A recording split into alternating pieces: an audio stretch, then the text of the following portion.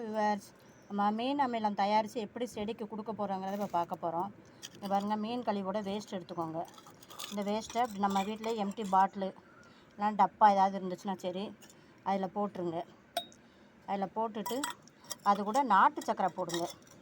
நாட்டு சக்கரை இல்லைனா மண்டவெல்லம், சீனியை தவிர மற்ற எல்லாமே போடலாங்க. இதை விட நாட்டு சக்கரையை என்ன செஞ்சுருங்க, உள்ளே போட்டுருங்க. போட்டுட்டு நீங்கள் தண்ணியை ஊற்றக்கூடாது.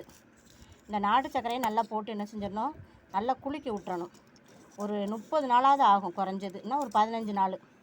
நீங்கள் பாருங்கள், பார்த்தீங்கன்னா நல்லா பிளாக் கலராக என்ன செஞ்சிடும், அதெல்லாம் மக்கிரும். இந்த மீன் கழிவெல்லாம் என்ன செஞ்சிடும், மக்கிரும். நாட்டு சக்கரையிலேயும் நல்லா மக்கிரும். இப்படி போட்டு மூடி வச்சுட்டு நல்லா குலுக்கி விடுங்க. குளிட்டுனா அப்படியே நல்லா என்ன செஞ்சிடும், மக்கி நல்லா பிளாக் கலராக மாறிடும். இதை அப்படியே நல்லா குலுக்கி வச்சுருங்க. வச்சுட்டு அடுத்து ஒரு 15 நாள் இல்லை 20 நாள் கழித்து திறந்து பாருங்கள். இங்கே பாருங்கள், நான் ஏற்கனவே முந்தைய போட்டு வச்சுருந்தேன்.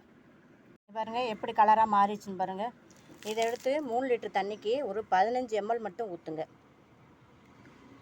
அதேமாதிரி நம்ம ஸ்ப்ரே பண்ணி விட்றதுக்கு பாட்டிலையுமே ஊற்றிக்கிடலாம். பாட்டிலில் ஒரு 10 ml ஊற்றினா போதும். 1.5 லிட்டர் பாட்டிலில். கலர் எப்படி மாறுதுன்னு பாருங்கள், சேஞ்ச் ஆகுதுன்னு பாருங்கள். இதை எடுத்து நம்ம என்ன செஞ்சணும், செடிகளுக்கு மேலே இலைகளில் என்ன செஞ்சணும், ஸ்ப்ரே பண்ணி விட்டுறணும். நம்ம ஏதாச்சும் கீரை பறிக்க போகிறோம்னா பறிச்சுட்டு அதுக்கப்புறம் என்ன செஞ்சுங்க, ஸ்ப்ரே பண்ணி விடுங்க. ஏன்னா அந்த மீன் கழிவோட வாடை இருக்கும். அதே மாதிரி இந்த தண்ணியை எடுத்து நம்ம என்ன செஞ்சிடலாம், செடிக்கு அடியிலையும் என்ன செஞ்சிடலாம், ஊற்றி விட்டுறலாம். அடியிலையும் ஊற்றும் போது நல்லா காய்கறி செடிலாம் சரி நல்லா காய் பிடிக்கும். கத்திரிக்காய் செடி, வெண்டைக்காய் செடி, அதனால் பூக்களுமே நிறைய மொட்டுக்கள் வரும். ரோஸ் கண்ணில், மல்லிகைப்பூ கண்ணில். இதை வீக்லி ஒன்ஸ் மீன் அமிலம் பயன்படுத்துங்க. சூப்பராக இருக்கும். இது மாதிரி உரம் வேறு எதுவுமே கிடையாது. அப்படி ஒரு நல்ல உரம் இது மீன் கழிவு உரம். வீடியோ பிடிச்சா லைக் பண்ணுங்கள், சப்ஸ்கிரைப் பண்ணுங்கள் ஜோதி ஃபார்மிங்க. இந்த பாருங்கள், இதை இப்படி பாட்டிலில் விட்டு இப்படி ஸ்ப்ரே பண்ணி விட்லாம். இலை மேலே இப்படி ஸ்ப்ரே பண்ணினா இலை மேலே இருக்க பூச்சிகள்லாம் என்ன செஞ்சிடணும், இதாகிடும்.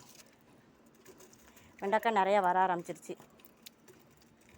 இங்கிட்ட பாவக்காய் செடியிலையுமே அப்படியே அடித்து விட்டுடலாம். இவ்வளோ சூப்பராக இருக்கும் பாருங்கள். செடி நல்லா சிறப்பாக வரும். தேங்க்யூ.